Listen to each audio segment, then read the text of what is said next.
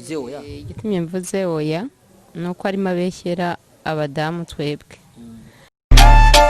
Nubwo uyo mudamu Faida ariko aravyanka iki nuko gusa umuntu wese atemera bube gito bwiwe. Yes bakunzi ba Kiyago Media TV nkuko musanzwe mudukurikiranira hafi abari mu gihugu cy'u Burundi canke abari muri diaspora mu bihugu bitandukanye hakujya y'amazi.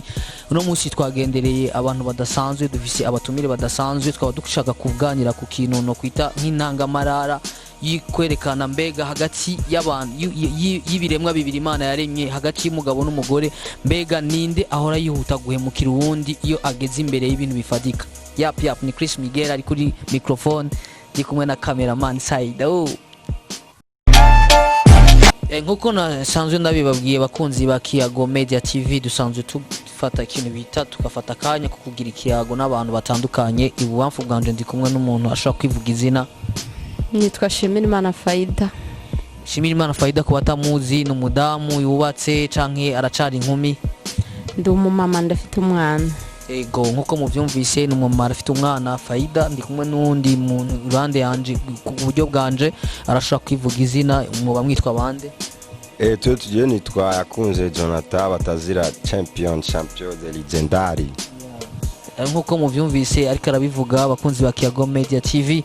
Uno munsi tukaba tuza kuganira ku kintu citwa mbega hagati y'ibiremwa bibiri Imana yaremye, hagati y'umugabo canke umugore, ninde akunda kwihuta guhemukira mugenzi we iyo bageze mu bintu bifadika materiel canke mu bintu byose by'ubuzima bwa misi yose. Mbega ninde akunda kwihuta guhemukira uwundi mu buryo bw'urukundo, mu buryo bwo kubaka. Reka duhere kuri uno tubona uburyo bwanje. Nawe nyine hatubwiye mbega uracara umusore canke urubatse?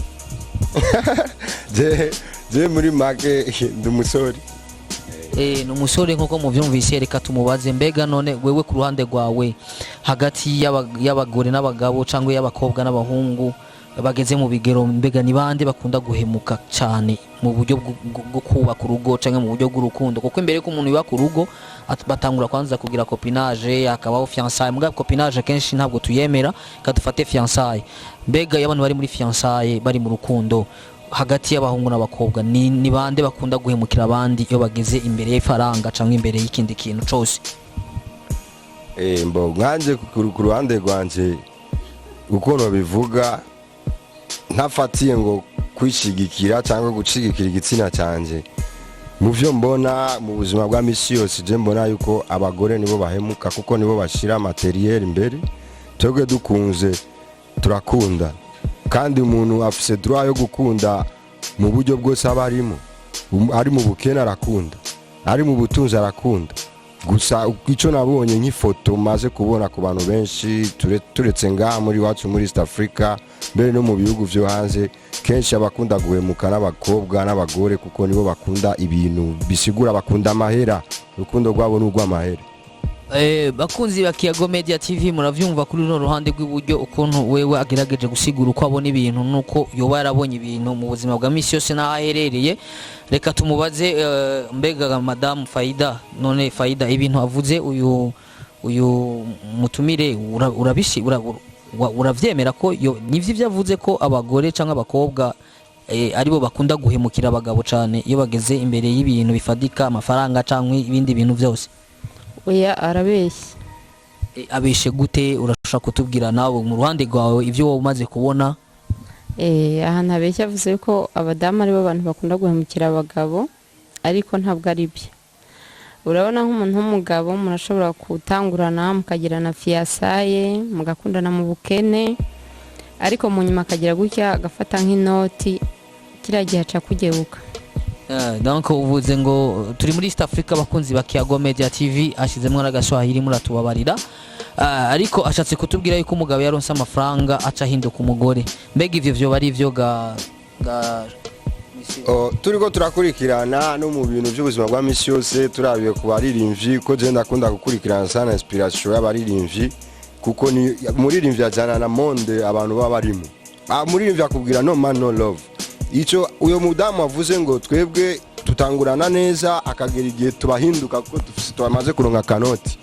Urabona muri influence y'ubuzima urashobora kubana n'umugore ugasanga uyo mugore agufata nabi kuko atakanota ufise nka kurya bavuga ngo le Mario urabona nk'ubu abahagezweho abakobwa nibo bagenda muri Oman gukora akazi umukobwa arashobora kuba afise miliyoni ziwe 12 akagura agaparcelle ugacuba uri mu Mario uca bugufi mugabo muri kujya gufata nabi kose nawe buri kura focusing urondera ubuzima bwawe umaze kumera neza ugaca wirevolta nivyo baca bavuga yuko umenga wamuhindutse gusa umugabo n'umuntu ashobora kugendera ku bikomere ariko arapanga ubuzima bwo kuzohindura ubundi buzima bwo kubaho neza nico gituma uca wumva yuko bo babivuga ko tubakwepa mbega ko batamenyereye iryo jambo uvuze mbega umugabo kuba mu Mario ushatse kuvuga iki ku batazi kuba mu Mario ico bisigura mu Mario mu Kirundi ciza bavyita bajya abagabo binjirira abagore nujya mugabo yinjirira umugore akagenda nka kujya bazi tuvuge umugabo abarongowe mu majambo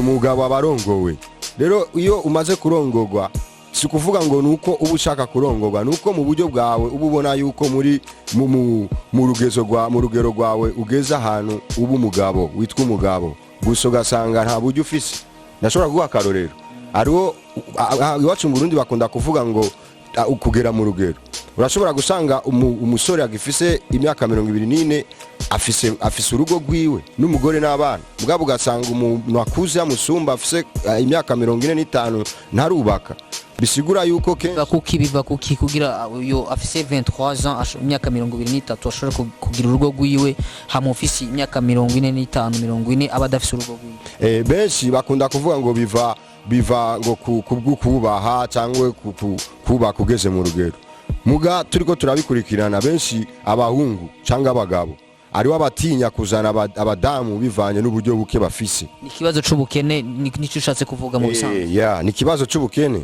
na niyo mpamvu kenshi abahungu benshi muri no minsi bariko bemera kwiyahura bakagenda kuba mu ngo z'abagore bakarongorwa kandi mu bisanzwe ashatse kuvuga yuko abahungu benshi bakiri bato cankwe abageze mu bigero bitandukanye basikiye bemera kugenda kwinjirira babagore badafise abagabo mugabo bafise amahera nivyo ushaka kuvuga umuhungu muri kamere kiwe ari imyaka ageramo agakenera ko abana n'umuntu w'igitsina ngore amuba hafi rero muri ico gihe ikigaragaza ko abagore nubwo uyo mudamu Faida ariko aravyanka nuko gusa umuntu wese atemera ubube gito bwiwe nkuko mu Kirundi bavuga ubugaba bw'umugabo nibwo buryo bwiwe ariko arivugira gusa ico no shaka gusobanura nuko umugabo atagira uburyo nibishoboka ko aronka umugore muri East Africa yacu mu bisanzwe nkuko Jonathan aje kubivuga abakunzi ba Kiyago Media TV ashatse kuvuga yuko abadamu cankwe igitsina gore mu bisanzwe badakunda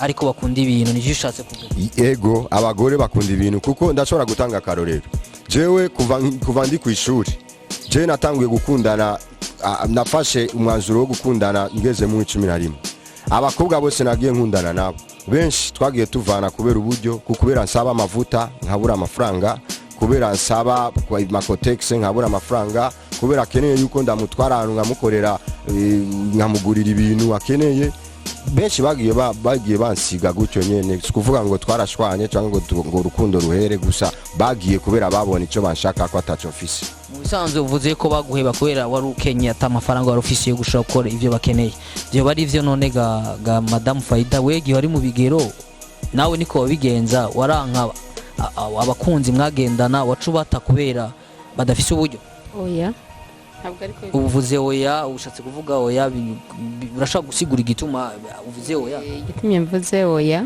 nuko ari mabeshyera abadamu twebwe ababeshye gute gafa kuna tubeshye yavuze yuko abadamu dukunda amaronko abadamu nta rukundo tugira abadamu turabana tugira urukundo turakundana tukakunda abagabo bacu ariko ndagomba nguhe nk'akaroro kari hafi nk'umuntu w'umugabo murashobora gushakana umugabo ugakubita nk'umwaka utarasama inda burya umaze gukubita umwaka utarasama inda ntubukire umugore imbere yiwiwe usigara uri bure kandi aba yarakuzanye abona uri umukobwa umeze neza ariko mu nyuma usigara uri bure kandi hagati yanyu nta muntu n'umwe abazi ikibazo kiri kuri Faida cyangwa kiri kuri uwo mugabo runaka ariko wa mugabo gaca afata amakosa akayata kuri iyo Faida irindi kosa rindi abagabo bakunda kugira, urashobora kuba uri umugabo waciye nk'ibihumbi 10 cyangwa 20 ukagenda mu kabari ya mafaranga ukayarya yose ukayabyeta saa 8 nijoro ugatahuza ukubitiraho umugore umuryango ugomba kumumeneraho umuryango, umugore atebye kugurura n'amakofi mu gatondo genda iwanyu. Nta burenganzira na buto bufite bwo kuvuga ngo singenda iwacu, nubwo mwaranditswe umugabo avuze ubuvuze ni kagacinyizo nyine mwama muducinyiza. Mu majambo makenya bakunzi ba Kiyago Media TV, abadamu ku ruhande rw'abadamu ariko nimbato yo batakararengera abagabo, urumva mu bihe tugezemwo kenshi turakunda kubona umengo ahubwo rero ubu aha abagore bahukana abagabo nitwe dusigaye twahukana tugatingwa, niko numvise. Oya igihe byo sinabishingira intahe, sinabishingira intahe kuko n'abagabo ndabagarukiye gatoya nta mugabo akuriye kwahukana, abantu twahukana nitwe bwe bagore kuko nitwe dutegekwa. Mu bihe tugezemwo none hari abagore bagikubitwa kweli? Oya ntibyari ngombwa gusa biraba, ariko ko waruvuze ko umugabo ashobora gutaha saa 6 z'ijoro avuye mu kabari amafaranga yaje mu kabari, ushatse kuvuga rero ko abagabo turi bisa muri bisamba gusa? Oya nta kibazo urafise impamvu wabivuze, urashobora gutanga akarori kuko nta mugabo yofata amafaranga yakoreye yose ngo acaja mu kabari ayajya yamare hamacaza yirukana umugore atakosa umugore yagize.